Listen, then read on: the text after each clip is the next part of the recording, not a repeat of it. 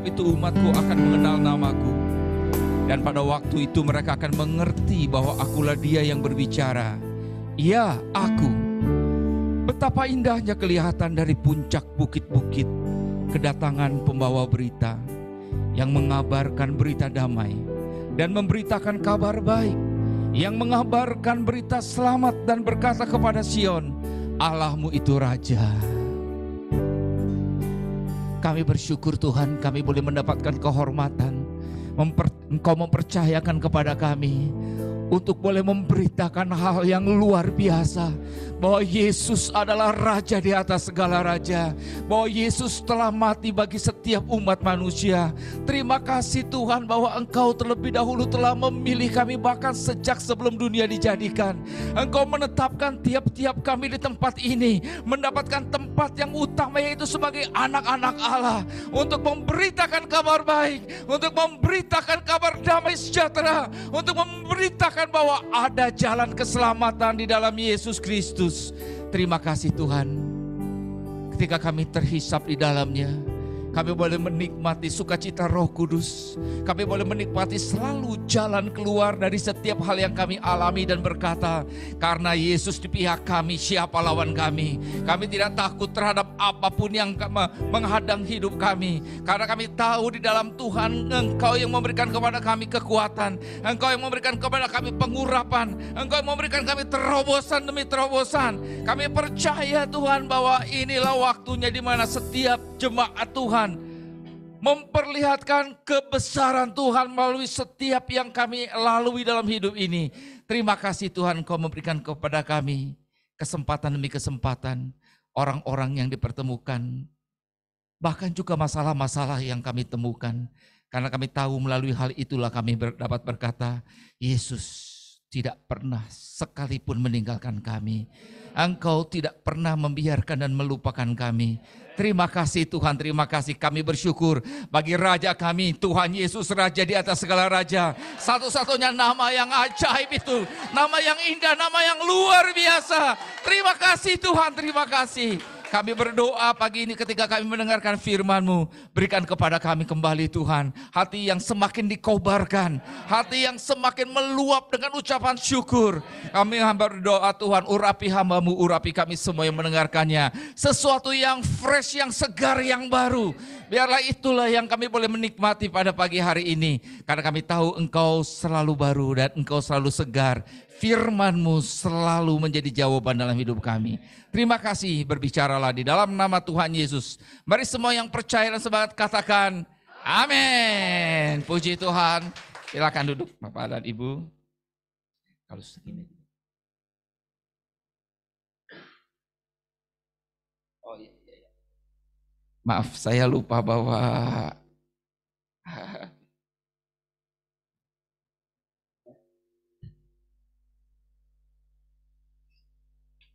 Boleh. Oke. Baik, hari ini kita mau belajar beritakanlah kerajaan sorga. Tapi sebelumnya saya mau ada pantun dulu deh kalau gitu ya. Makan ketupat di pasar kembang. Wah, ada. Bareng mama, bareng emang. Oke. Jemaat Lembang, kumaha damang? Puji Tuhan. Ya, tos lami pendaknya ada sono. Oke, kita mau belajar beritakanlah kerajaan surga. Ada satu pertanyaan. Tahu nggak ini hari apa? Oh, banyak pertanyaannya, pasti banyak jawabannya ya. Hari Minggu gitu ya, atau hari ibadah. Tuh. Ya, di seluruh dunia hari ini sedang memperingati satu hari. Ya, kalau kita hitung tanggal 18, 10 hari yang lalu kita memperingati hari kenaikan Tuhan Yesus. Kenaikan Tuhan Yesus itu adalah hari ke-40 setelah kebangkitan Yesus dari orang mati. 10 hari kemudian, yaitu hari ini, berarti hari ke-50 dari kebangkitan Tuhan Yesus yang biasa disebut dengan Pentakosta. Ya, jadi hari ini kita peringati, ya, seluruh dunia memperingati secara timeline, alur waktu, bahwa ini adalah hari pencurahan Roh Kudus. Amin. Ya, tentu saja Kita tidak bicara tentang hanya satu momen hari dan ya, tapi tidak ada salahnya kita bisa membayangkan ya kira-kira lebih 2000 tahun yang lalu ya di Yerusalem di satu tempat kemudian ada perubahan yang luar biasa, orang tercengang-cengang dan kita bisa belajar bahwa apa yang tidak dihargai atau tidak dipandang oleh manusia kemudian menjadi pembuat sejarah. Ya, bahwa orang-orang yaitu murid-murid Tuhan Yesus, orang sederhana, orang yang di kalangan masyarakat itu kelas paling rendah, ya, tapi ketika mereka memberikan diri dan mengalami pencurahan Roh Kudus, ya maka kita melihat bahwa sejarah berubah, ya, bahwa hal-hal yang luar biasa, orang-orang pada waktu itu tercengang-cengang melihat apa yang sedang terjadi. Dan bukan hanya tercengang-cengang mengenai tentang lidah-lidah api, tentang orang-orang berbicara dengan bahasa-bahasa lain, tapi yang utamanya adalah bagaimana perubahan hidup dari orang-orang yang mengalami itu. Kalau itu terjadi dan roh yang sama yang ada pada kita, tentunya hal itu pun bisa terjadi pada kita, amin. Dan bukan hanya bisa, seharusnya kita bisa mengklaim itu Tuhan, kita mau itu terjadi. Jadi ketika kita bicara tentang beritakanlah kerajaan sorga, maka itu tidak hanya bicara kata-kata. Kalau bicara kata-kata tadi kita pasti kalah sama ahli-ahli Taurat, prosesor, kompresor atau apalah namanya begitu ya. Ya, tapi ini enggak bicara hanya dengan kata-kata karena orang-orang yang sederhana seperti murid-murid Tuhan Yesus kok bisa kemudian merangkai kata-kata yang luar biasa. Kalau kita perhatikan khotbah Petrus dari Kisah Para Rasul pasal yang kedua, kita akan lihat ini bukan kata-kata seorang nelayan ini. Ini bukan cara seorang nelayan bisa bikin narasi yang sedemikian rupa, ya. Tapi ini bicara tentang kata-kata yang dibawa, yang dibungkus, yang diurapi oleh yang membawa pesan utamanya itu yaitu Roh Kudus. Tanpa Roh Kudus mengurapi setiap berita kita itu hanya sebagai informasi. Hanya sebagai kata-kata biasa. Tapi kata-kata yang sederhana ya dari apapun latar belakang kita tidak ada masalah dengan itu. Tapi ketika itu keluar dari hati, kita alami dan ketika kita mengeluarkan karena kita mengasihi, maka kata-kata sederhana itu bisa membuat seseorang celik, membuat seseorang bisa merasakan, aha, ini yang saya cari. Iya, saya mau seperti yang apa yang kau alami. Itu nggak bisa direkayasa, itu nggak bisa dibuat-buat. Benar?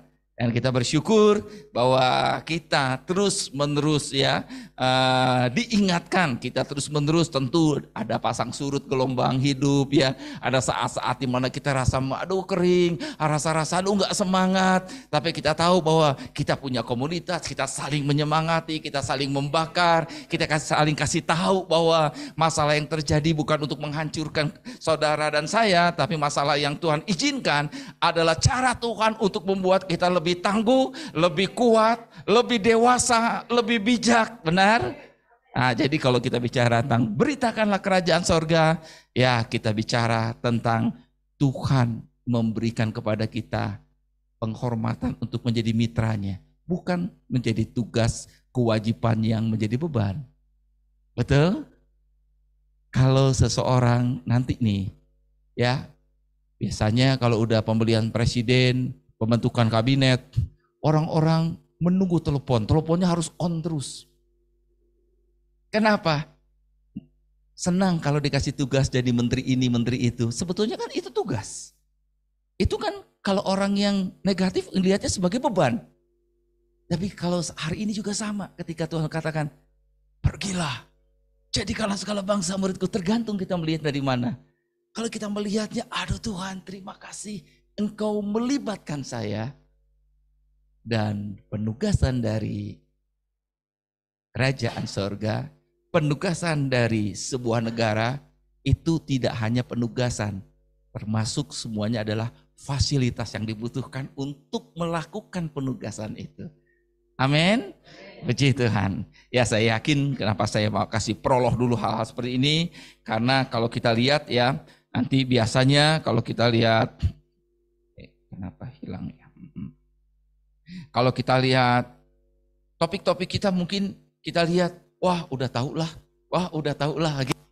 Jangan berpikir seperti itu, karena kita mau sekali bahwa apa yang menjadi firman Tuhan selalu baru dalam hidup kita. Amin. Oke, nah sekarang kita lihat kiri ya. Ya, Bapak. Yuk kita sama-sama seperti biasa bangkit berdiri. Kita mau suarakan, kita mau suarakan satu firman Tuhan sebelum kita lihat juga firman-firman lainnya ya. Pasti sudah hafal ya. Bisa sambil merem? Rasanya ya. Oke, kita suarakan alamat ayatnya. 1, 2, 3. Kisah 1 ayat 8. Tetapi kamu akan menerima kuasa kalau Roh Kudus turun ke atas kamu, dan kamu akan menjadi saksiku di Yerusalem dan seluruh Yudea dan Samaria dan sampai ke ujung bumi. Amin. Tuhan ya. Oke, sebentar. Ini adalah ayat yang dinyatakan Tuhan Yesus kepada murid-muridnya dan juga orang-orang yang mengiringi dia sebelum dia naik ke surga. Dia ulangi sebelumnya bahwa mengingatkan jangan pergi dari Yerusalem, tunggu janji Bapa. Dan dia katakan kamu akan menerima kuasa kalau Roh Kudus. Kemudian 10 hari kemudian Roh Kudus dicurahkan. Jadi sebetulnya konteks ayat ini bisa dong kita bilang bahwa kita telah menerima kuasa karena Roh Kudus telah turun ke atas saya. Siapa yang punya Roh Kudus dalam hidupnya? Amin, puji Tuhan. Jadi waktu kita klaim, aku punya kuasa. Kata-kataku bukan kata-kata biasa, tapi kata-kata yang diurapi oleh Roh Kudus. Dan Tuhan ingin katakan bahwa semua kita, apapun latar belakangnya, bahwa engkau adalah kelas dunia. Wih, luar biasa ya. Kalau kita mau kelas dunia, bukannya bicara tentang kelas RT, RW, begitu ya. Kelas kampung, kelas desa. Karena mulai dari Lembang, Jawa Barat, Indonesia, sampai ke bangsa-bangsa. Amin. Termasuk yang di Singapura, yang di Hong Kong, yang di Jerman. Amin. Oke, itu baru benih-benih awal. Nanti ke Afrika dan lain-lain ya. Amin. Ya. Bagi Tuhan sangat mudah untuk menyiapkan kita bertemu dengan seseorang, bertemu dalam keadaan di waktu dengan kondisi tertentu. Beberapa teman udah ketemu dengan orang dari Madagaskar, ya dari yang tadinya nggak tahu gimana caranya, ketemu begitu. Karena kita bicara bahwa engkau menjadi saksiku sampai ke bangsa-bangsa, Tuhan serius. Masalahnya, ayo siapkan diri, ayo terus bergerak. Selaras dengan hatinya Tuhan. Suarakan lagi, walaupun kata-katanya tetap ini, tapi di dalam pikiran kita telah ya menerima kuasa ya.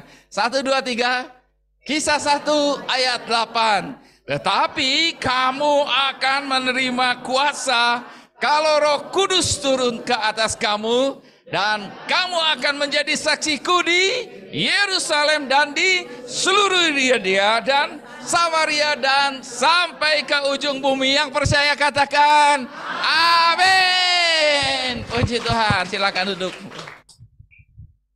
Ya, ini konteksnya, yaitu ketika Tuhan kan naik ke surga, dia wanti-wanti berbicara tentang tongkat estafet kuberikan kepadamu. Aku telah menyelesaikan tugasku, merelakan diri untuk datang ke dunia menjadi manusia 100%, menanggung segala dosa, menebus segala dosa karena tidak ada jalan lain. Tidak mungkin dengan kekuatan, dengan perbuatan, dengan amal ibadah dan lain-lain. Hanya Dia yang bisa melakukannya. Dan Dia katakan, aku sudah lakukan itu. Ya, Dia ingatkan lagi selama 40 hari. Ya, Dia di dunia, Dia ingatkan kembali. Ya, walaupun sudah diingatkan, murid-murid kadang-kadang nggak ingat juga. Ya, kalau kita lihat konteks ayat ini, sebelumnya murid-murid masih bingung. Ketika ini mengiring, badai ke mana Tuhan? Oh, pokoknya ikut aja lah saya menaik. Ya, mereka masih tanya sesuatu yang fisik. Tuhan, maukah engkau memulihkan kerajaan? Maksudnya fisik. Supaya apa? Supaya minimal kami jadi menteri dong gitu ya. Minimal saya jadi bupati atau apa. Masih fisik, artinya apa? Belum ngerti. Kenapa? Roh Kudus belum turun. Ya, belum ngerti. Tapi Tuhan bilang, udah, masalah kerajaan, masalah pemulihan, itu bukan urusan kamu. Ya, tetapi kamu, kalian, kita semua gitu ya, akan menerima kuasa. Sekarang kita bisa katakan, terima kasih Tuhan, aku sudah menerima Roh Kudus, berarti saya sudah menerima kuasa. Karena Roh Kudus telah turun ke atas saya, amin. Dan saya potensial untuk menjadi saksi di Yerusalem, seluruh Yudea, Samaria, sampai ke ujung bumi. Ketika kita mengambil bagian kita, ketika kita terhubung terus, melekat terus kepadanya, ketika kita terus dengar suaranya, melangkah, ya, ketika dia berbicara, maka potensi itu akan menjadi realita ketika kita melakukan bagian kita. Amin. Kalau kita sedang lupa, waktu kita lagi lemah, ingat, lihat, rasakan, Roh Kudus akan terus menolong kita. Dia berdoa, apa yang nggak bisa kita doakan, dia tolong kita. Dia ingatkan kita, kamu ini anak Allah. Jadi kalau kita bicara kerajaan surga, kerajaan bentuk pemerintahan, ada rajanya. Biasanya ada rakyatnya, ada juga pemerintah. Kita siapa? Rakyatnya kah? Kita adalah pangeran dan pangerin. Benar, amin. Dengan kata lain, raja di atas segala raja itu Bapa kita. Bahkan dia telah lebih dahulu mengasihi kita. Ini nggak ada di kerajaan di dunia. Kalau kerajaan dunia, apa yang kata raja itu merupakan hukum. Maksudnya adalah dia bilang, pokoknya nggak perlu tanya apa-apa. Harus, raja jauh banget ininya. Tapi dia katakan setiap kita yang menerimanya, kita adalah anak-anaknya. Dan dia mau mengikut sertakan kita di dalam proyek kerajaan sorga. Itu kan luar biasa banget kan. Makanya kita perlu beritakan bahwa orang-orang yang tidak punya harapan, orang-orang yang merasa dirinya kecil banget, orang-orang yang merasa dirinya hanya mungkin pelengkap penderita di dalam kehidupan ini, di dalam keluarganya, dalam masyarakat, kita bisa ingatkan juga bahwa engkau dapat menjadi anak-anak Allah melalui Yesus, diperdamaikan dengan Bapa di surga. Amin. Bukankah itu kabar yang luar biasa?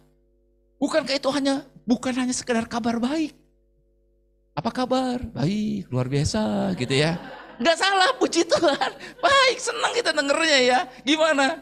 Kan itu kan pertanyaannya, istilahnya pertanyaan generik, pertanyaan yang biasanya begitu. Apa kabar? Sehat, sehat gitu ya. Ya puji Tuhan, kabar baik. Tapi kalau bicara kabar tentang kerajaan Allah, kabar tentang pribadi Yesus, itu bukan hanya sekedar kabar baik Bapak dan Ibu. Tapi itu kabar satu-satunya yang akan membuat perubahan yang signifikan luar biasa. Dari yang tadinya di dalam gelap akan masuk ke dalam terang. Yang tadinya dimurkai dalam hukuman menjadi anak-anaknya. Bukankah itu kabar ajaib gitu? Amin. Dan mari kita melihatnya sebagai sebuah kehormatan. Nah, di dalam kitab Matius pasal yang ke-10 ayat 5 dan sampai 8 saya bacakan ya. Ini sebelumnya diceritakan tentang Tuhan Yesus memanggil ke-12 murid. Kemudian langkah pertama ternyata ke-12 murid itu diutus. Ya, coba saya bacakan ya. Ayat 5, ke-12 murid itu diutus oleh Yesus dan dia berpesan kepada mereka, janganlah kamu menyimpang ke jalan bangsa lain atau masuk ke dalam kota orang Samaria.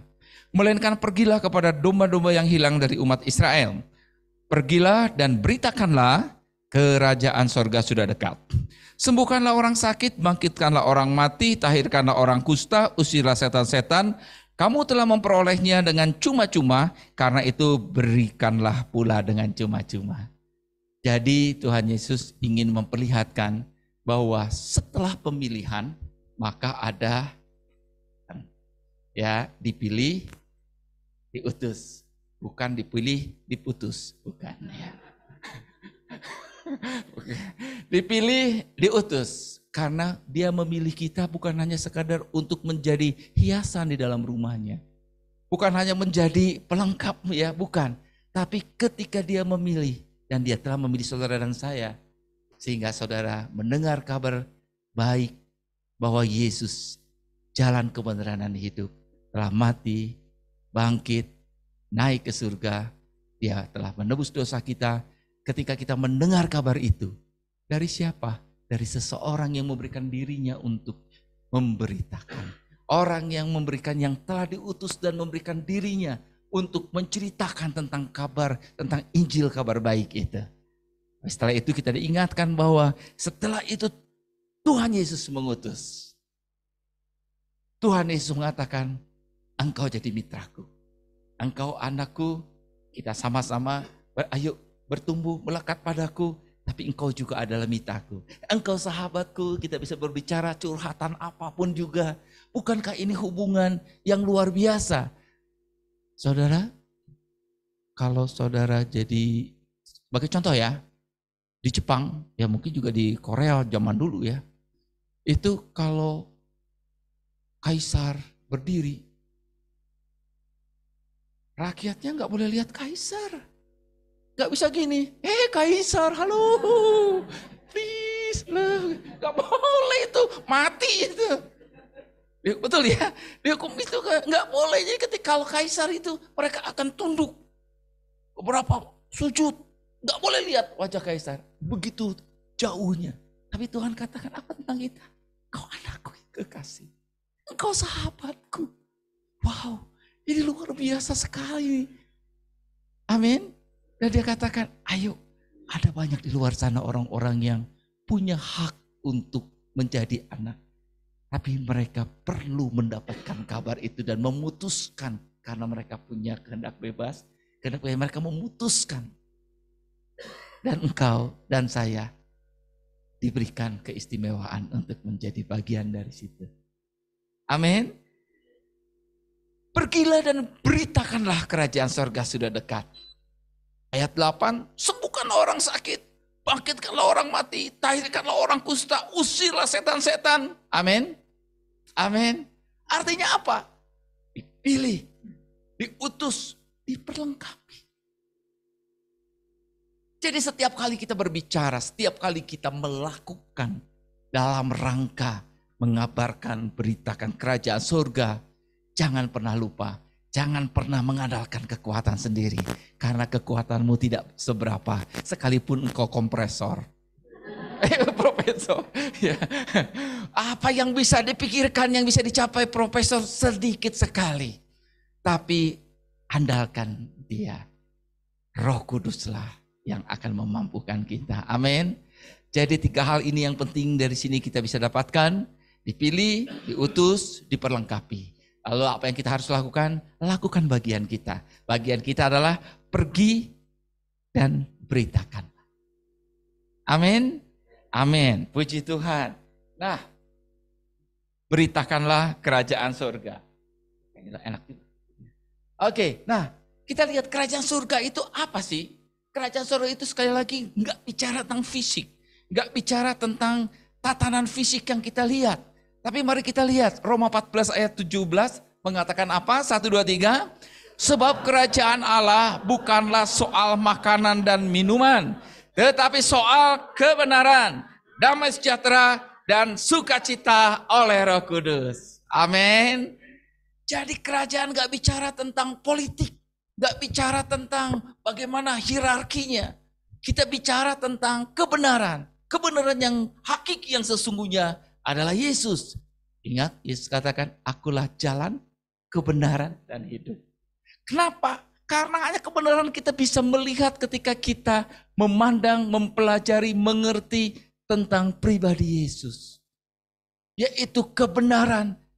Karena dosa telah memisahkan, dosa hanya bisa dibayar oleh darah anak domba Allah yang kudus itu, dan itu adalah Yesus. Setiap orang yang berada dalam Yesus berada di dalam kebenaran, dibenarkan oleh Yesus Kristus, mendapatkan anugerahnya, dan dari situlah kita bisa menikmati damai sejahtera, hubungan yang dipulihkan dengan Bapa. Kita menikmati sukacita oleh Roh Kudus, dan bukankah itu yang dicari oleh orang di dunia ini? Orang cari kemana-mana, cari bahagia, cari damai sejahtera, cari untuk bisa merasa dibenarkan. Ada orang yang menghukum dirinya sedemikian rupa karena mereka pikir dengan cara itu mereka bisa lebih berkenan kepada Allahnya. Tapi sekali lagi, kebenaran hanya ada di dalam Yesus Kristus. Amin. Nah, jadi kerajaan Allah adalah tentang kebenaran, tentang damai sejahtera dan sukacita oleh Roh Kudus.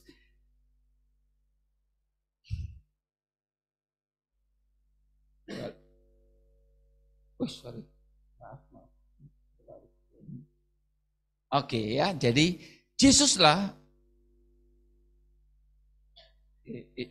Maaf ini.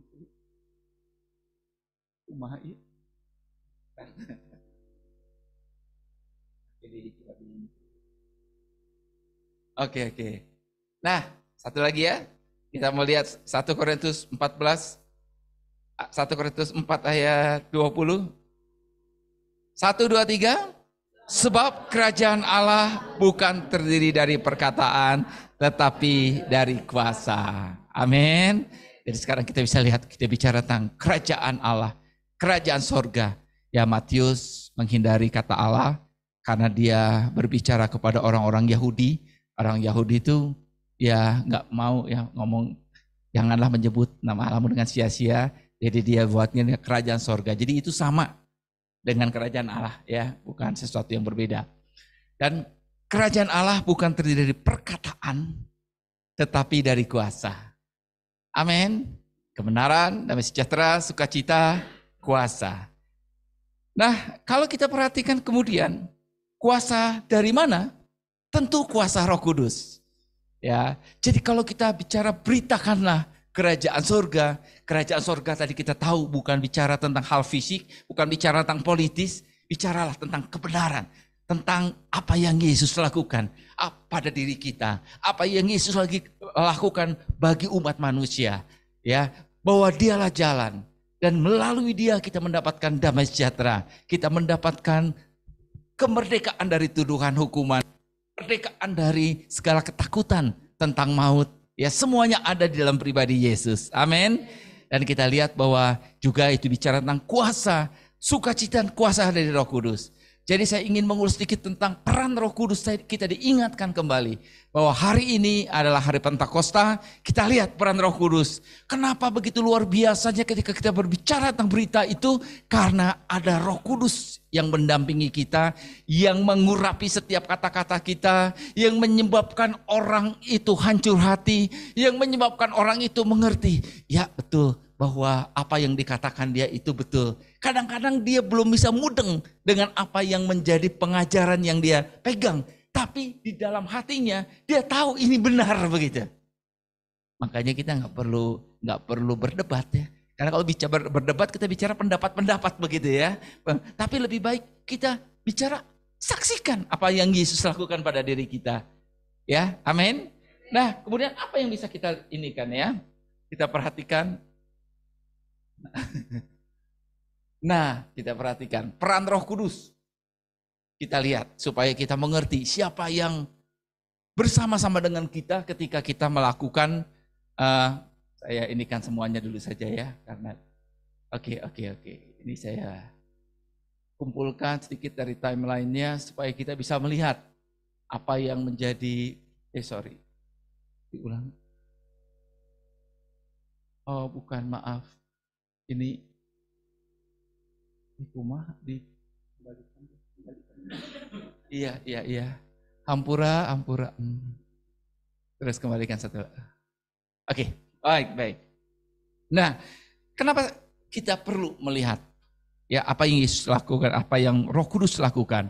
Kita tahu ketika manusia jatuh dalam dosa, Bapa punya rencana sebuah proyek yang sangat luar biasa, proyek penyelamatan dan pemulihan. Dan itu dirancang dengan saksama sekali. Ketika pada waktu penciptaan, kalau kita baca Alkitab kita, Kejadian 1 ayat 1 dan 2, dikatakan bahwa pada mulanya Allah menciptakan langit dan bumi. Bumi belum berbentuk dan kosong, gelap gulita menutupi samudra raya dan roh Allah melayang-layang atas permukaan air. Kita bisa bayangkan pada waktu itu semuanya dalam keadaan kacau, lalu berfirmanlah Allah. Kita tahu Yesus adalah firman yang hidup. Jadi kita bisa lihat sana pribadi Tritunggal. Ya, Roh Kudus melayang-layang mengeksekusi apa yang dikatakan firman itu. Jadilah terang. Terang itu jadi. Jadi kalau terang yang merupakan sumber energi bisa dinyatakan dengan satu firman oleh Allah Tritunggal. Masalah saudara kecil dibandingkan dengan hanya, betul, kadang-kadang kita ngelihatnya kayak pakai mikroskop. Aduh betapa hirup teh kieu-kieu teuing. Baca. Hirup teh kieu-kieu teuing. Seolah-olah sudah jatuh ketimba tangga, dikegel anjing, ditabrak beca. Aduh, geus eta deui katubruk munding. Rasanya hidup kita, tapi ingat, kita lihat, kita harus mengerti siapa kita di hadapannya, apa kuasa yang menyertai kita. Amin. Supaya mindset kita berubah melihat hal-hal di dunia. Mindset kita harus sama match dengan apa yang menjadi mindset rancangan Allah dalam hidup kita. Pada mulanya Tritunggal itu bekerja bersama-sama. Jadilah terang. Jadilah. Jadi. Gampang banget. Nah, Roh Kudus mengeksekusi ada di sana. Dalam perjanjian lama, dalam kitab para nabi-nabi, ya kita tahu Roh Kudus dalam perjanjian lama sudah ada. Tapi dia tidak tercurah kepada semua orang, tidak tercurah kepada, dia hanya tinggal kepada orang-orang tertentu, dan itu pun juga tidak menetap selama-lamanya. Kita ingat bahwa dalam misalkan Saul dikatakan Roh Allah undur daripadanya, begitu ya. Nah, jadi pada zaman nabi-nabi, bagaimana Roh Kudus menolong nabi-nabi untuk bernubuat. Makanya kalau kita perhatikan, hebat sekali. Tuhan Yesus dinubuatkan. Nabi-nabi melalui ilham Roh Kudus menubuatkan akan dikandung oleh perawan. Akan dilahirkan di kota mana. Akan matinya seperti apa. Semuanya sudah tertulis. Kok bisa tahu? Karena nabi-nabi ya diurapi oleh Roh Kudus, diilhamkan oleh Roh Kudus. Daud, dia seorang raja, tapi dia juga seorang nabi. Dia mengubah banyak mazmur, dan dari banyak mazmur itu Tuhan juga nyatakan ada banyak nubuatan-nubuatan yang diberikan oleh Roh Kudus. Amin. Melalui mimpi, Daniel bermimpi, atau melalui penglihatan, Nabi Yehezkiel mau lihat, ya, Nabi Yeremia, ya. Dan kita lihat apa yang terjadi. Ada kuasa pada setiap orang yang diurapi oleh Tuhan. Amin. Raja pertama dari Israel adalah Saul. Saul itu tinggi, badak, tegap, tapi nyalinya kecil. Ketika dia terpilih menjadi raja, lagi cari keledai yang hilang ya. Kemudian udah masalah keledai mangkewe lah cek Samuel teh ya.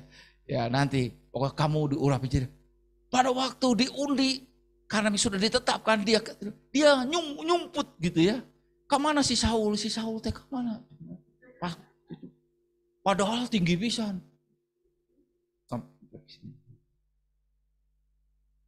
Besarnya perawakan tidak menentukan keberanian, tidak menentukan hal-hal yang berhubungan dengan adikodrati.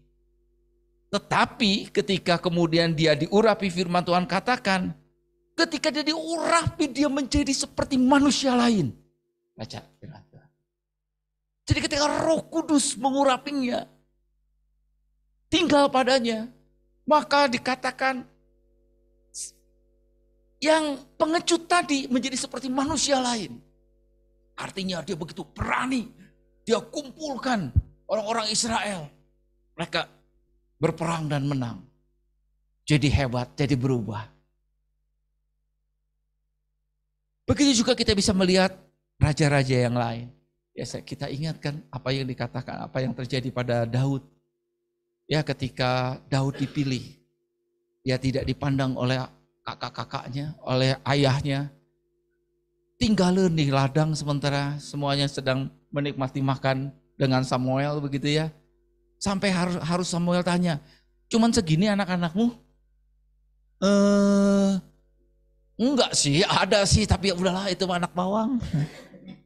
Ya, Samuel bilang kita tidak akan makan sebelum dia datang. Ketika dia datang, anak remaja itu pipinya kemerah-merahan, mungkin jalannya juga masih gini-gini gitu ya. Lucu banget gitu ya. Oh ya, ini Tuhan katakanlah, inilah dia barangnya. Urapi dia. Kemudian Daud diurapi, firman Tuhan katakan sejak saat itu Roh Allah tinggal pada Daud. Tapi Daud tetap jadi gembala pada waktu itu untuk sementara waktu. Tapi kita tahu gembala yang berbeda, gembala yang lain. Saya yakin pada periode itulah dia melihat beruang, dia melihat singa, kemudian dia berani lawan. Dia menjadi manusia lain, dalam arti kata ada sesuatu yang berubah ketika Roh Allah mengurapi seseorang. Amin. Dia jadi berbeda. Tadinya mungkin ngelihat anjing, ya anjing galak tuh ya. Tapi anak remaja ini ketika melihat singa, dia belajar tentang hati seorang gembala yang benar. Mempertaruhkan sebagai tanggung jawabnya. Dan dia lihat ternyata ada sebuah kuasa yang luar biasa. Tetap jadi gembala untuk sementara waktu. Kok Tuhan udah diurapi, saya udah ini kok tetap aja hidup saya sepertinya begini-begini saja. Tuhan sedang melatih engkau untuk bagaimana memanage keuangan yang gak banyak itu. Ketika nanti semakin besar engkau telah terbiasa begitu. Amin. Nah jadi ketika satu kali Daud disuruh ayahnya Isai menengok kakak-kakaknya Eliab ya.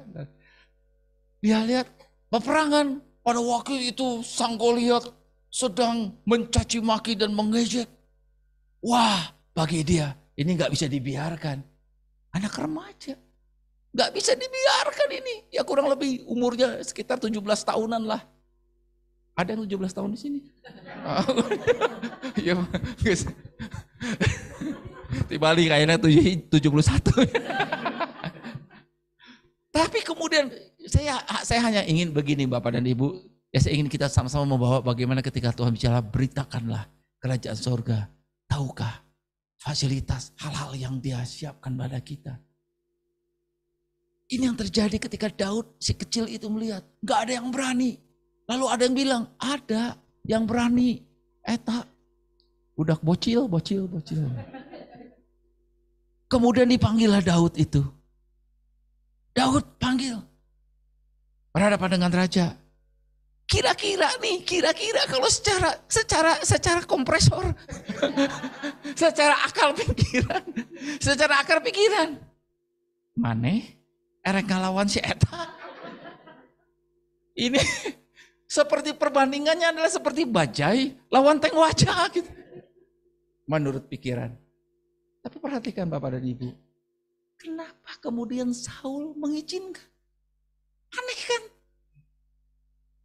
Karena ada sesuatu yang gak bisa dipikirkan, tetapi mereka bisa ada di sini. Percaya, coba sekarang tiba-tiba kamu gimana mungkin?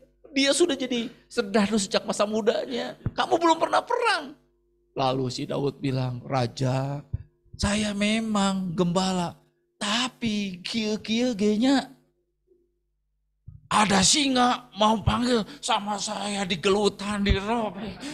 Ayah beruang, saya ini tinju. Percaya nggak kalau seorang remaja ngomong gitu di tengah-tengah sini? Kesaksian gitu ya.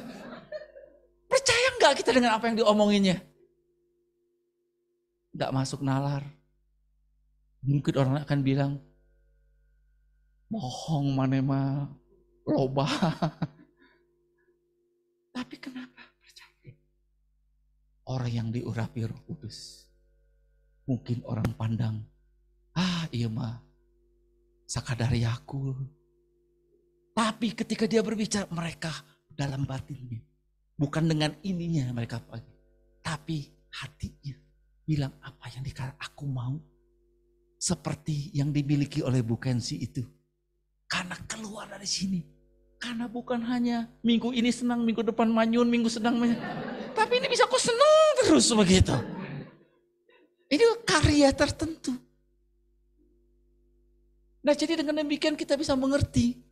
Ketika Roh Kudus dikatakan kamu akan menerima kuasa. Kamu telah menerima kuasa. Kenapa? Karena engkau didampingi terus menerus oleh Roh Kudus. Roh Kudus yang mengurapi Yesus di dalam pelayanannya sebagai manusia. Roh Kudus yang membangkitkan Yesus dari antara orang mati. Roh Kudus yang ada ketika bersama-sama dalam penciptaan. Roh Kudus yang sama yang ada di dalam dirimu dan diri saya. Akibatnya benar ketika Tuhan mengutus, Tuhan tidak katakan mengenai nanti kalau ada orang sakit, doakan mudah-mudahan sembuh. Enggak, dibilang sembuhkan, bangkitkan. Dan kalau kita percaya, kita berjalan sensitif. Ketika Tuhan bilang, Jama, doakan, sembuhkan. Kita akan lihat apa yang terjadi. Amin. Jadi seorang Daud yang secara fisik, secara belum pernah masuk akademi militer, belum pernah berperang, belum pernah ini, belum pernah itu. Tapi dipercaya oleh Saul. Ini mainannya bukan main-main Bapak dan Ibu. Kalau Daud kalah, berarti semuanya kalah. Betul nggak? Ini kan sebagai wakil begitu. Tapi pasti pada waktu Daud mulai mulai berhadapan dengan Goliat, mungkin Saul bilang, ada apa dengan saya ya? Kenapa ya saya bisa? Mungkin begitu. Tapi di hatinya ada sesuatu yang mengatakan, saya percaya dengan apa yang dikatakannya. Bukan dengan sini. Daud dicoba, oke lah gitu mah. Nih pakai baju perang saya, pakai senjata saya. Itu bisa ngalengkah raja. Jangan pernah berat, kegedean. Udah saya begini saja. Pakai apa tuh? Ketepel. Kebayang. Saya membayangkannya itu. Tapi sekali lagi, ada sesuatu yang tidak bisa dimengerti dan tidak bisa dijabarkan dengan pikiran kita. Jadi mungkin satu kali ketika orang mempercayakan kepada kita, ya lembang kecil mungkin sepertinya.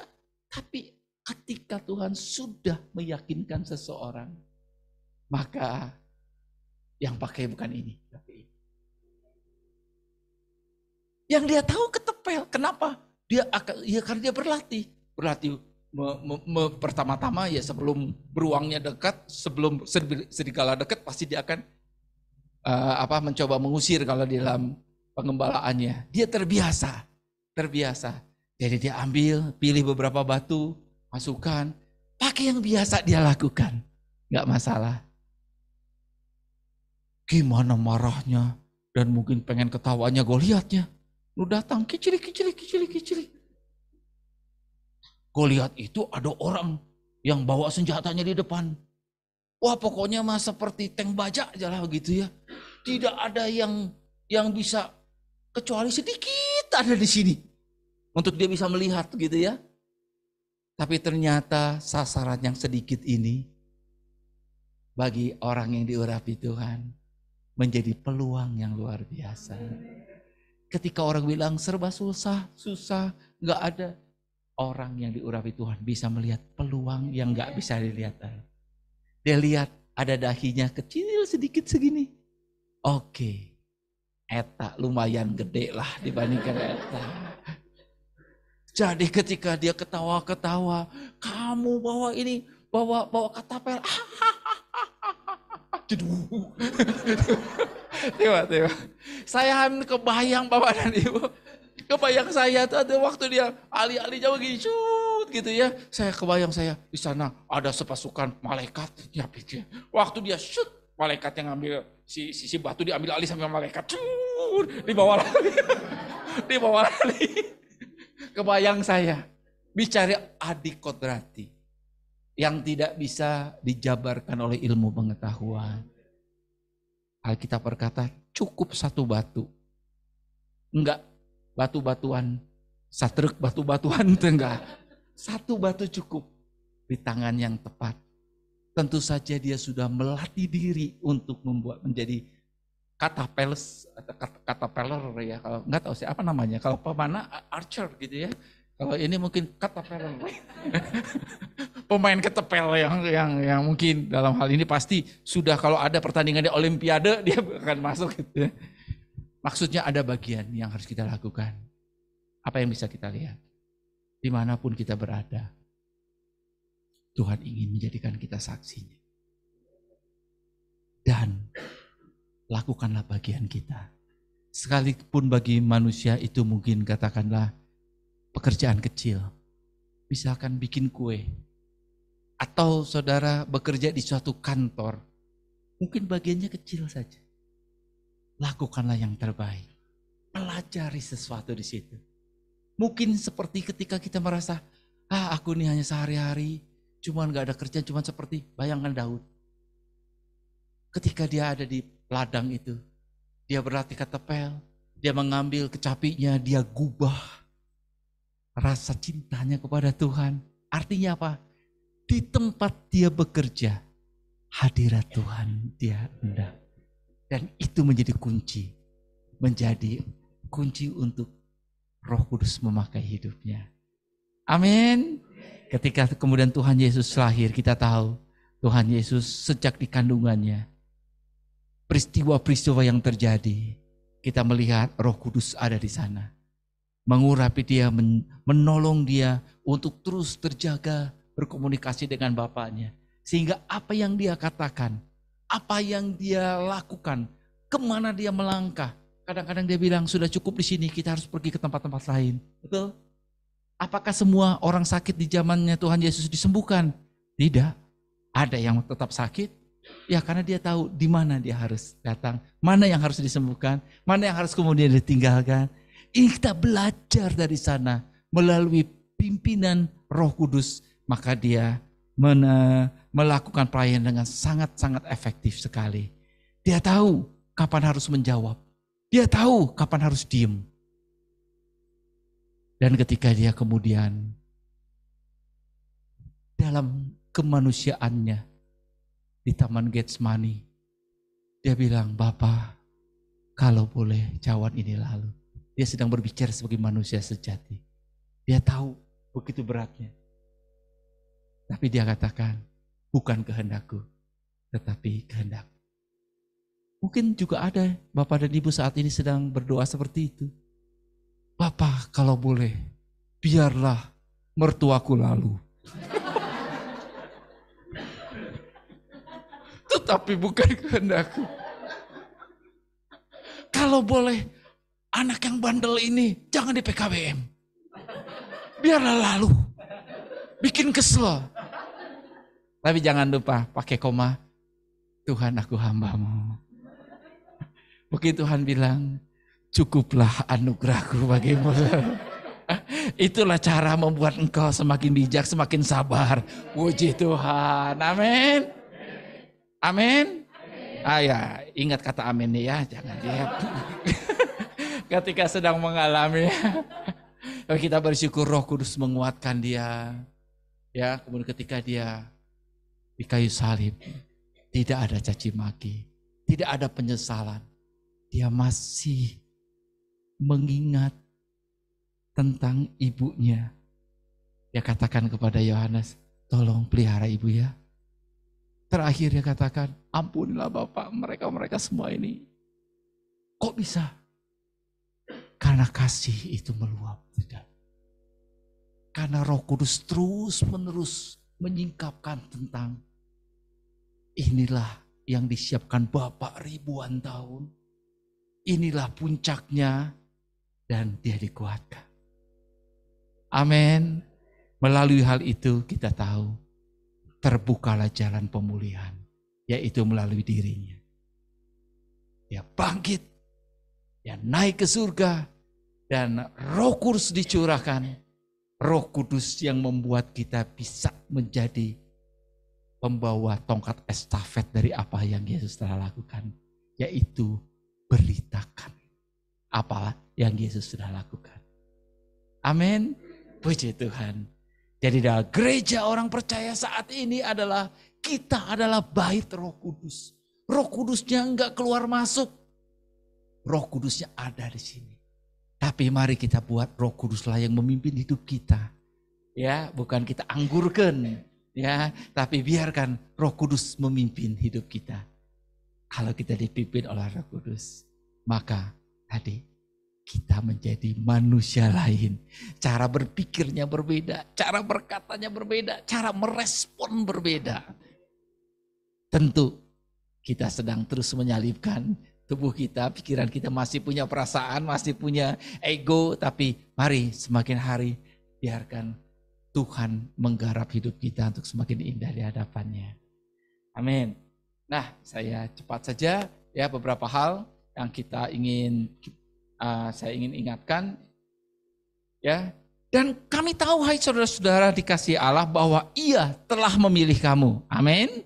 Sebab Injil yang kami beritakan bukan disampaikan kepada kamu dengan kata-kata saja, tetapi juga dengan kekuatan oleh Roh Kudus dan dengan suatu kepastian yang kokoh. Bagian kita adalah beritakan. Bagaimana respon orang? Biarkan Roh Kudus yang bekerja. Amin. Ada Roh Kudus yang bekerja dan dia langsung nangis menerima kita. Puji Tuhan. Saat yang indah kita boleh melihat. Tapi kalau kita beritakan dia malah menganiaya kita. Puji Tuhan. Pasti ada sesuatu yang berubah dalam hatinya. Yang masih kontrak dengan pikirannya. Tapi pasti ada yang berubah. Karena firman Tuhan katakan tidak akan pernah sia-sia. Dia akan melakukan pekerjaan Tuhan. Mungkin yang akan menuai nanti orang lain. Ya. Nah, kita diingatkan beberapa hal tentang apa yang Roh Kudus lakukan. Ya, saya akan dengan cepat supaya saya hanya mengingatkan kembali supaya kita mengerti betapa luar biasanya ya yang menjagai dan juga yang menolong kita. Ingatkan kembali bahwa Roh Kudus penolong agung itulah yang membuat berita kerajaan Allah itu dimengerti. Yaitu dia sebagai penolong, penghibur, pembela, menasihati, menguatkan, menyertai dan selalu standby, selalu siap. Roh Kudus itu tidak pernah off ya. Tidak ada yang namanya jam praktek Roh Kudus ya. Selalu ada ya. Maaf, tutup, close gitu ya, nggak ada ya. Ya, dia menginsafkan akan dosa. Roh Kuduslah yang menginsafkan seseorang akan dosa. Ya, akan kebenaran penghakiman. Dia juga membantu kita berdoa. Bahkan ketika kita nggak mengerti, ada saat-saatnya kita bingung. Mau doain apa lagi? Rasanya itu kene. Mau kayaknya mentok. Biarkan Roh Kudus mengalir. Kita berikan, shikala malam itu kita lakukan apa yang Roh Kudus suruhkan. Ya, baik. Kemudian kita katakan dia senantiasa bersaksi bersama-sama roh kita bahwa kita adalah anak Allah. Dia mengingatkan, kau anak, kau bukan budak, kau adalah anak Allah. Kau punya hak untuk datang menikmati hadiratnya, punya hak untuk mewarisi segala hal yang indah yang baik. Amin. Jadi tidak pernah kita membuat sesuatu yang dikatakan tidak ada harapan. Semua ada harapan yang luar biasa. Ya, dia mengajarkan segala sesuatu, termasuk mengajarkan tentang apapun pekerjaanmu. Ketika kita kerja, ini berubah lagi. Wah, gimana caranya? Tuhan akan ajarkan. 4 tahun yang luar biasa bagi saya ya sebagai pengelola bimbel. Perubahannya luar biasa. Perubahan masuk ke perguruan tinggi. Tiba-tiba November berubah, Mas Menteri bicara berubah. Gak berapa lama berubah lagi gitu ya. Saya lihat, Tuhan terima kasih, Kau mengajarkan aku tentang bahwa di dalam perubahan ada peluang, ada sesuatu yang bisa kita lakukan. Ya, kita update, kita lakukan, ya semua ada harganya. Ya, tidak murah juga, tidak menyiapkan infrastruktur IT dan lain-lain. Tapi saya melihat bahwa dia mengajarkan segala sesuatu. Kalau dia menempatkan kita di suatu tempat, dia mengajarkan kepada kita bagaimana menjadi kepala dan bukan ekor di tempat itu. Amin. Ya, belajar dari Yusuf ya. Ya, belajar dimanapun, mulai dari OB yang sangat OB. Begitu ya. OB level OB gitu ya. Tapi dia lakukan yang terbaik sehingga akhirnya menjadi orang kepercayaan. Begitu juga di penjara menjadi orang, tapi kemudian terus naik. Amin. Dia mengingatkan perkataan Kristus. Begitu banyak firman, kita berhak atas setiap janji Tuhan. Dia memberi kuasa agar mampu menjadi saksinya, memberi karunia-karunia yang dibutuhkan, memerdekakan kita dari segala hukuman, ya, memimpin ke dalam seluruh kebenaran, memberikan hikmat dan wahyu, dan silahkan titik-titiknya diisi apapun yang dibutuhkan untuk kerajaan Allah, dia siapkan. Amin. Ya, termasuk dia akan mempertemukan dengan orang-orang yang tepat di saat yang tepat untuk tujuan yang tepat. Ya, oke. Nah, memang ada satu hal yang kita ingat juga, apa yang kita bicarakan ini sebagai harta yang sangat berharga. Bersyukur tadi Bu Kensi mulai ketemu dengan orang-orang yang disiapkan Tuhan. Tapi mungkin banyak kompresor-kompresor lain yang menganggap bahwa itu suatu kebodohan. Betul kan ya? Tapi biarkan, memang seperti itu. Zaman Tuhan Yesus juga begitu. Ahli Taurat, ahli Farisi, sebagian besar begitu. Tapi ada seperti orang kayak Nikodemus misalkan seperti itu. Yaitu orang yang hatinya haus mencari kebenaran. Sebuah pemberitaan tentang salib memang adalah kebodohan bagi mereka yang akan binasa. Tetapi bagi kita yang diselamatkan, pemberitaan itu adalah kekuatan Allah. Amin. Pemberitaan itu adalah kekuatan Allah. Nah, saya mengingatkan satu hal lain. Ketika kita bicara tentang fasilitas, maka ketika Tuhan akan naik ke surga, kita tahu dia memberikan sebuah amanat agung, sangat terhormat. Sama seperti tadi, banyak orang nanti akan menantikan di telepon untuk jadi menteri, misalkan begitu. Kenapa sangat menantikan? Karena terhormat, karena banyak fasilitasnya. Tuhan katakan dalam Matius 28 ayat 18-20, sesuatu yang sangat kita kenal, kita baca sama-sama dengan suara keras dan hati terbuka, 1, 2, 3.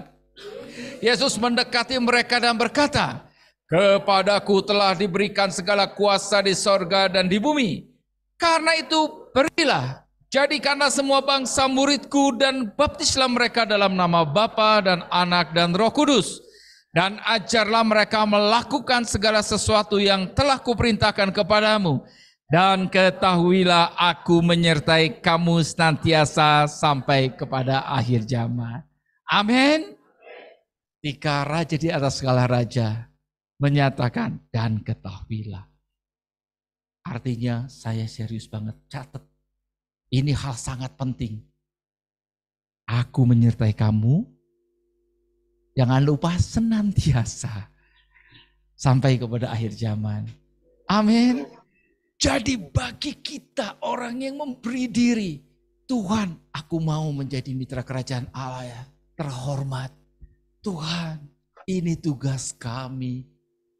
Puji Tuhan, lagu yang indah sekali. Ya, ini katakan. Dia mengatakan ketika engkau pergi, kau tahu itu tugasmu. Tapi bagianku adalah mendampingi engkau. Roh Kudus menyertai engkau sepenuhnya. Dan semua kuasa, apapun yang kau butuhkan, engkau akan terima. Amin. Jadi untuk siapa semua kuasa itu? Untuk yang pergi. Untuk yang melakukan. Beritakan kerajaan surga. Pergi kerajaan. Setuju? Jadi kalau kita mendengar Yesus yang betul-betul bermakna, excited, semangat, dinamis. Mari kita kembali kepada amanat agung ini. Pergilah, jadikanlah segala bangsa muridku. Sebelumnya Tuhan katakan, segala kuasa telah diberikan kepadaku. Artinya apa? Tersedia bagimu, aku mendampingi engkau. Butuh apa? Untuk itu Tuhan siapkan. Butuh hikmat? Butuh hepeng? Cien? Ya, cien bisa membunuh, bisa menghancurkan, tapi bisa bermanfaat ketika itu digunakan dengan baik dan tepat. Ketika bicara cien, Tuhan katakan, oke, selain bicara cien, saya akan didik kamu untuk bisa menjadi pengelola yang baik. Amin. Ayo, jangan sembarangan menggunakan waktu kita, uang kita. Kita tahu kita adalah hambanya. Kita adalah anaknya, sekaligus kita adalah hambanya. Oke, nah ada sebuah ayat yang saya senang sekali. Ya, kita ingat-ingat ayat ini ya. Coba kita baca sama-sama, Mazmur 68 ayat 12. 1, 2, 3. Tuhan menyampaikan sabda. Orang-orang yang membawa kabar baik itu merupakan tentara yang besar. Sekali lagi, Tuhan menyampaikan sabda. Orang-orang yang membawa kabar baik itu merupakan tentara yang besar. Jadi orang-orang yang membawa kabar baik itu di mata Tuhan. Dia melihat seolah, anakku. Dia melihat anakku sebagai panglima. Anakku sebagai orang-orang yang mencerminkan kewibawaan ilahi. Enggak ada hal yang terlebih membanggakan Bapa di sorga. Melihat anaknya bertumbuh, anaknya melalui segala masalah sebagai bentuk untuk proses. Tetapi kita semua dilihat sebagai tentara yang besar. Nanti di rumah baca Yoel ya, Yoel pasal 3 ya kalau salah, tentang bagaimana ada tentara yang besar yang Tuhan bangkitkan.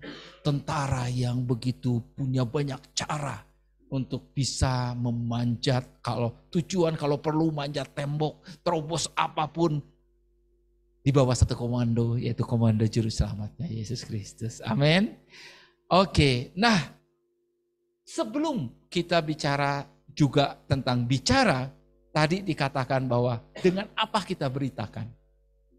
Pasti yang pertama dengan mulut kita. Tetapi kalau kita perhatikan apa yang terjadi, misalkan di jemaat mula-mula itu disukai semua orang. Kalau disukai semua orang berarti kan bukan cuma ngomongnya manis. Tapi bicara tentang perilaku. Bicara tentang apa yang mereka peragakan dalam sehari-hari, betul? Sehingga ningali, resep ningali komunitas ini tuh ya. Dia lihat gimana, semuanya gembira, semuanya saling mendahulukan. Bukan mendahului ya, mendahulukan. Beda saeutik. Mendahulukan maksudnya, mangga duluan gitu ya. Teparubut. Ya, semuanya itu kan dari mereka melihat. Dari apa yang dilakukan sehari-hari.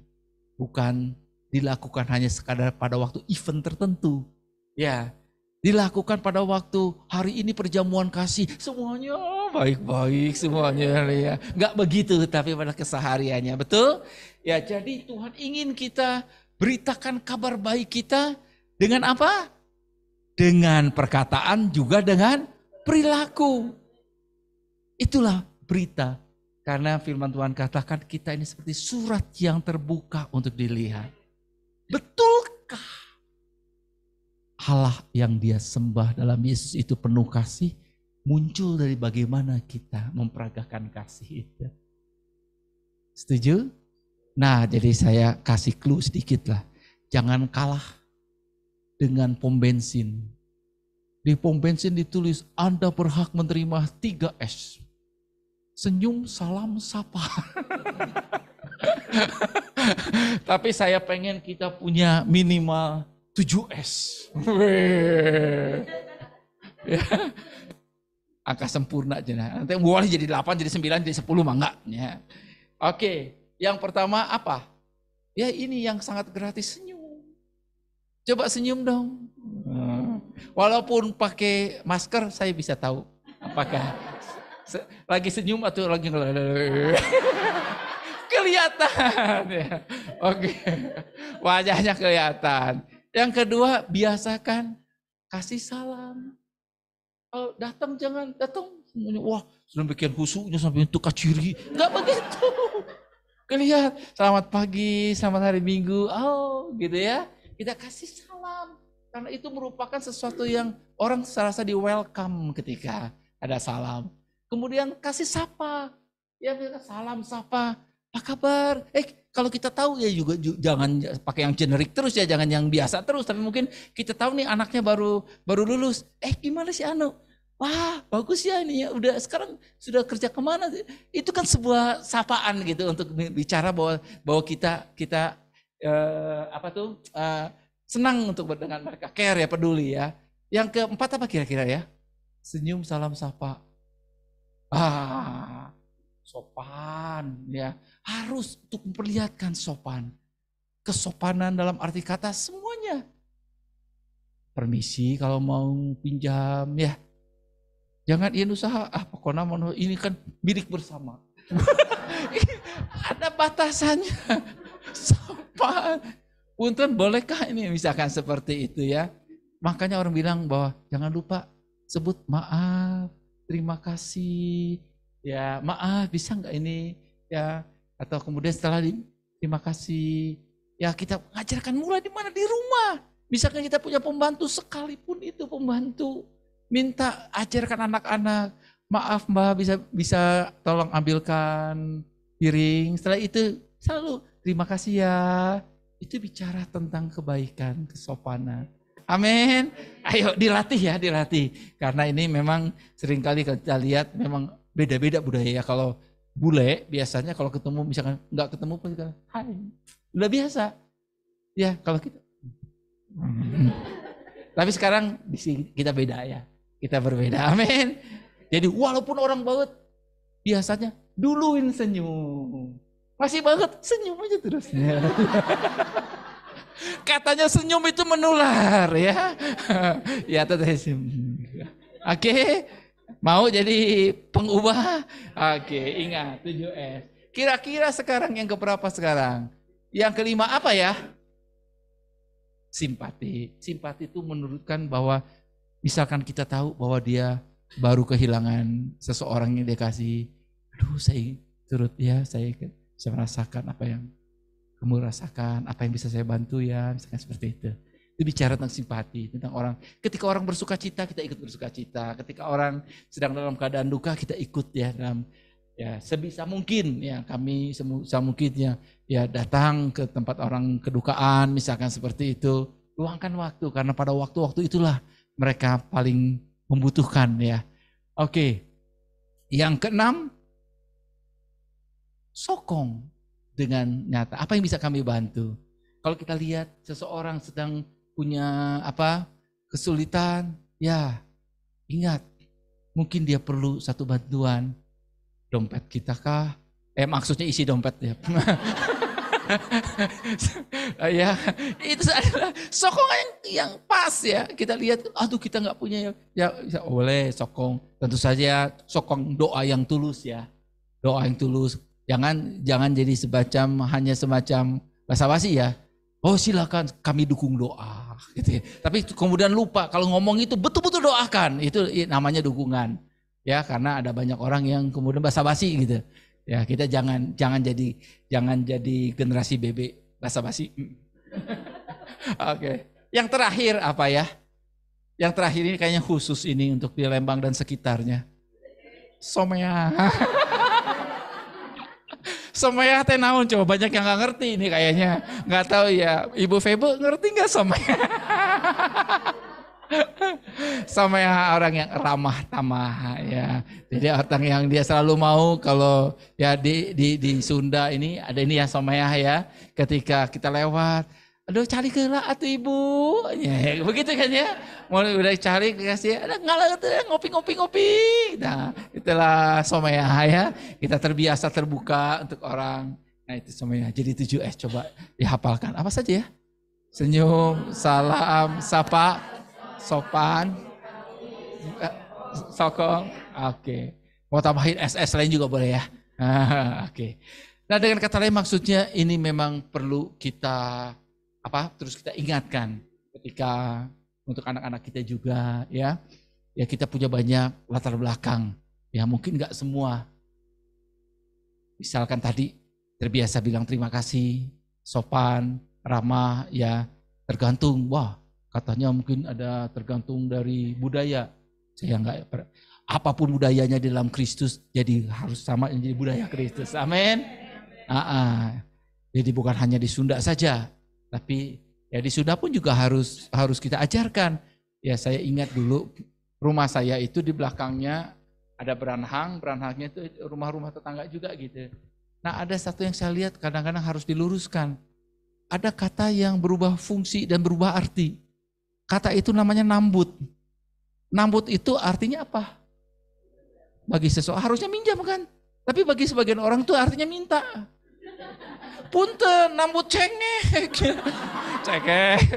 Nambut heula, Bu Yana. Betul enggak? Ya kalau nambut, itu artinya harus dikembalikan. Begitu ya. Tapi kalau begitu kan, punten, bisa minta begitu ya. Tentu saja ya kita tahulah bahasa basi begitunya. Tapi kita belajar bahwa kita berbicara benar tapi tetap sopan, tetap semuanya. Inilah yang akan membuat orang bisa melihat. Tetapi kalau cuma 7 ini tanpa kasih Kristus, ya sudah ini bicara budaya gitu. Ya, tapi kita tahu tadi makanya kita mulai dengan bicara tentang beritakanlah kerajaan surga. Ini adalah konteks atau bicara kemasan yang bisa membuat orang lebih tidak tidak menyekat diri ya, karena mereka melihat bahwa kita orang-orang yang disukai. Baik, kita akan sama-sama juga mengulang dan ayo kita bangkit berdiri sama-sama, kita ulangi lagi ayat mas kita hari ini. Ya. Kisah 1 ayat 8. 1, 2, 3. Kisah 1 ayat 8. Tetapi kamu akan menerima kuasa kalau Roh Kudus turun ke atas kamu.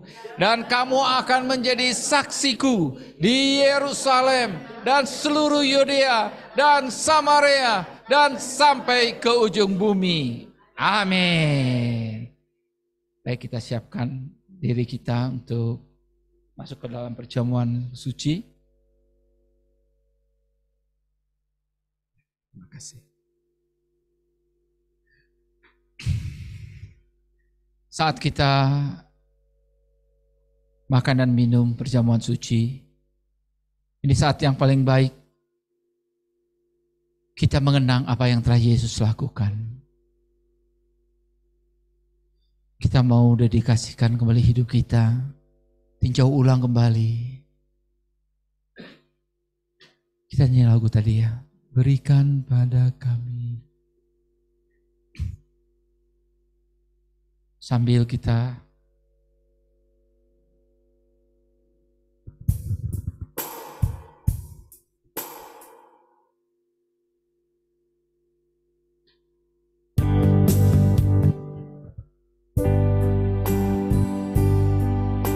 menyanyikan lagu ini, kita tahu Yesus Raja di atas segala raja, kekasih jiwa kita, telah menyelesaikan semua bagian tugasnya. Dan dia berkata kepada kita, biarlah kita menjadi kepanjangan dari tangannya, kita menjadi matanya untuk memandang jiwa-jiwa, dan kita menjadi mulutnya untuk mengabarkan kabar sukacita ini. Ada banyak orang yang tidak tahu kemana mereka pergi, tidak tahu apa sebetulnya yang mereka cari, tidak tahu dan hanya berputar-putar dengan pekerjaan, dengan kehidupan, dengan masalah demi masalah. Tapi mereka tidak pernah tahu bahwa ada jawaban di dalam Yesus. Ini tanggung jawab kita, kepercayaan dari Tuhan kita Yesus Kristus.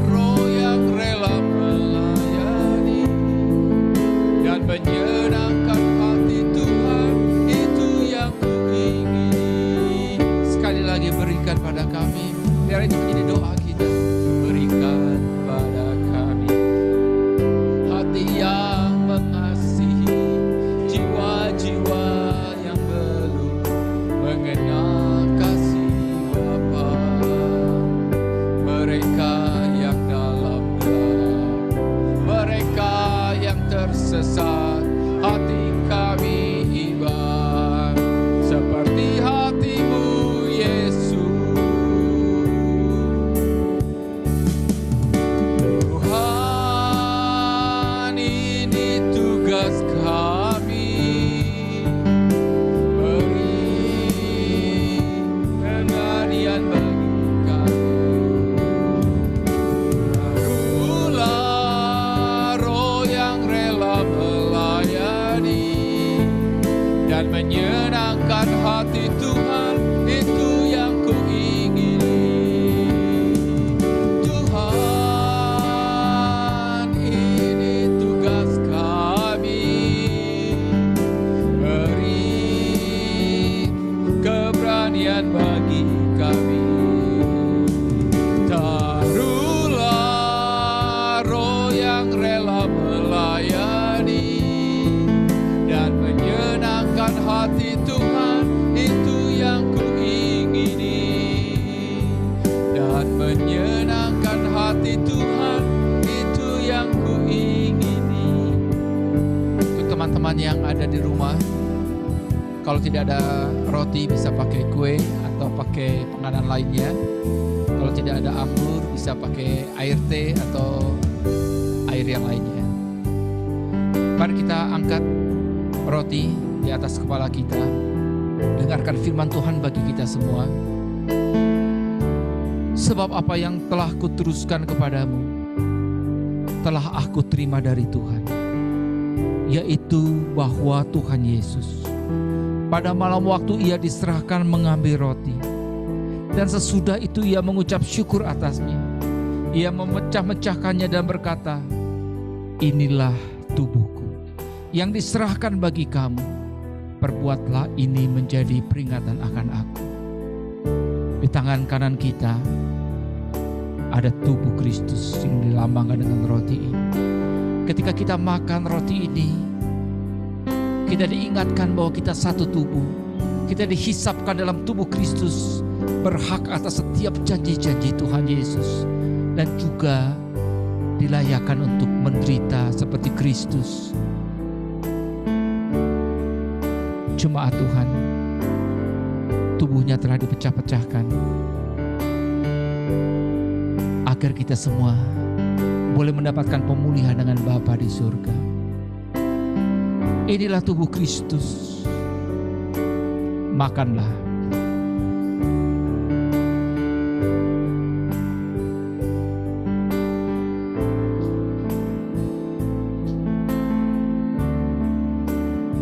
Mari kita angkat cawan anggur di atas kepala kita.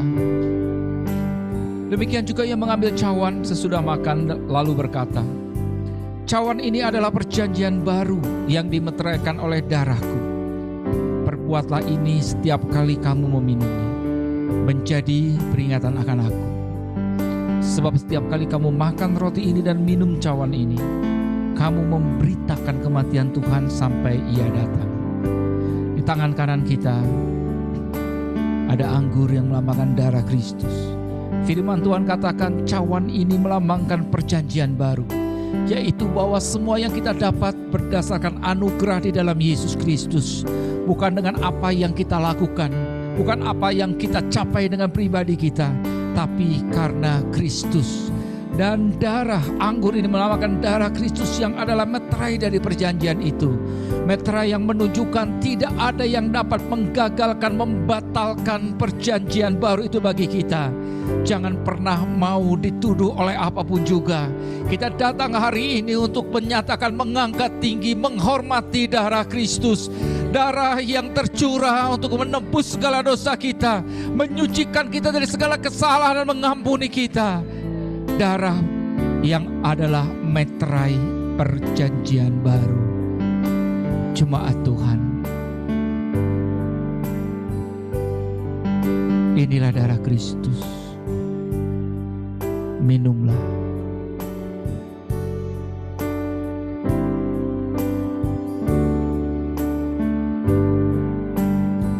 Mengalirlah kekuatan baru dalam tubuhmu. Yang sakit disembuhkan, yang lemah dikuatkan, yang merasa kering kembali berkobar-kobar di dalam Tuhan Yesus. Karena anugerahnya, melalui apa yang telah Yesus lakukan di kayu salib, dan juga melalui kebangkitannya, kemenangan di tangan setiap jemaat dan setiap anak-anaknya yang selalu memandang kepada karya salib Kristus. Mari ucapkan terima kasih. Terima kasih Tuhan Yesus. Terima kasih Tuhan Yesus. Terima kasih untuk apa yang sudah Engkau lakukan. Kami terima kemenangan. Kami terima kuasa itu dengan kegairan. Teraktivasilah kuasa itu. Teraktivasilah mengalir. Memenuhi setiap tubuh kami. Memenuhi setiap rongga-rongga ruang jiwa kami. Memenuhi setiap sel-sel tubuh kami. Lidah kami diurapi. Mata kami diurapi. Kepala kami, pemikiran kami diurapi. Disucikan, dikuduskan. Di dalam nama Tuhan Yesus. Terima kasih Tuhan. Terima kasih, kami bersyukur untuk pembaharuan setiap hari dalam Yesus. Terpujilah namamu. Di dalam nama Tuhan Yesus, mari semua yang percaya katakan amin. Tuhan memberkati, silakan duduk Bapak. Mari angkat kedua belah tanganmu. Betapa luar biasanya panggilan Tuhan atas hidupmu. Ajaib, Dia telah memilih kita. Ajaib, Dia mengikut sertakan kita untuk pergi dengan fasilitas, dengan dukungan, dengan pick up dari surga sepenuhnya. Dengan itulah engkau diberkati berlimpah-limpah. Karena karya Kristus, engkau mendapat pembaharuan setiap hari. Engkau akan terus naik dan tidak turun, semakin kuat, semakin luar biasa di dalam Tuhan. Menjadi kepala, memberi keputusan, memberi hal-hal yang luar, ide-ide yang luar biasa dimanapun kau berada. Engkau menjadi orang-orang yang memberi solusi dimanapun kau berada. Keluargamu diberkati, anak-anakmu diberkati dan dijagai dari segala hal yang jahat. Seluruh anggota keluargamu dipenuhi oleh kasih Kristus. Dan kuasa dari tempat yang maha tinggi menyertai engkau dari sekarang sampai Maranatha Tuhan Yesus datang yang kedua kalinya. Di dalam nama Yesus, mari semua yang percaya katakan amin. Tuhan memberkati, puji Tuhan.